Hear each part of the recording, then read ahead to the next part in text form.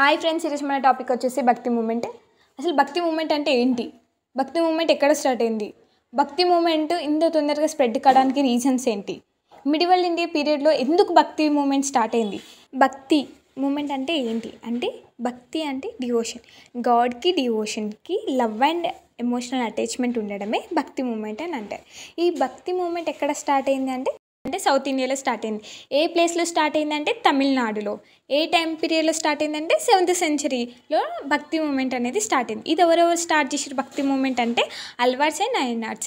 అల్వార్స్ వచ్చేసి విష్ణు భక్తులు, నయనార్స్ వచ్చేసి శివభక్తులు మరియు విష్ణు భక్తులు కలిసి స్టార్ట్ చేసిందే భక్తి మూమెంట్. ఈ భక్తి moment 10th century BC time పీరియడ్లో వచ్చే వరకు నార్త్ ఇండియాలో కూడా స్ప్రెడ్ అయింది. నార్త్ ఇండియాలో భక్తి మూమెంట్ని భాగవత పురాణం అని కూడా పిలుస్తారు. భక్తి మూమెంట్ స్టార్ట్ కావడానికి మెయిన్ రీజన్స్ ఏంటి అంటే, first one evil practices of Hinduism and superstitions వల్ల కూడా భక్తి మూమెంట్ అనేది స్టార్ట్ అయింది.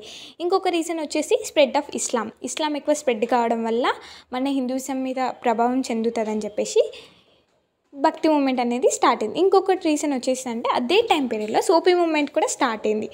ఇది కూడా మెయిన్ రీజన్ ఆఫ్ భక్తి మూమెంట్. అండ్ 4th రీజన్ వచ్చేసి ఎమర్జెన్సీ ఆఫ్ గ్రేట్ రిఫార్మర్స్ కూడా రావడం వల్ల భక్తి మూమెంట్ అనేది తొందరగా స్ప్రెడ్ అయింది. భక్తి మూమెంట్ కూడా 2 విధాలుగా డివైడ్ అయింది. అది ఏంటంటే నిగుణం అండ్ సగుణం.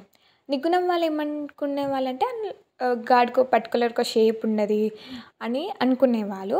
అందులో గురు నానక్ గారు అండ్ రవిదాస్ అండ్ కబీర్ గారు నిగుణం వాళ్ళకి సపోర్ట్ చేసేవాళ్ళు.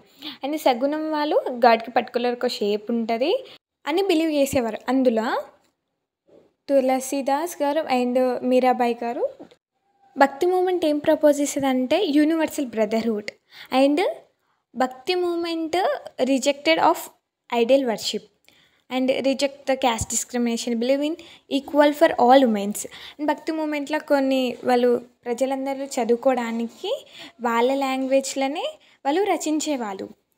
అండ్ ఇందులో ఇంకొకటి వచ్చేసి ఒకటే గాడ్కి చాలా నేమ్స్ పెట్టేవాళ్ళు, వాళ్ళు అలా నమ్మేవారు. అండ్ పోయట్రీ అండ్ మ్యూజిక్ కూడా చాలా ప్రభావం చూపింది.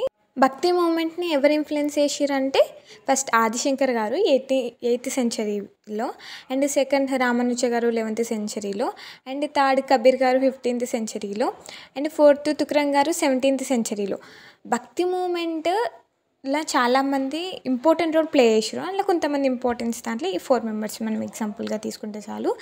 అండ్ నెక్స్ట్ వచ్చేసి 11th and 17th centuryలో భక్తి మూమెంట్ ప్రభావం అనేది ఎక్కువ చెందింది. మీకు కనుక నా వీడియో నచ్చినట్టయితే సబ్స్క్రైబ్ చేసుకోండి.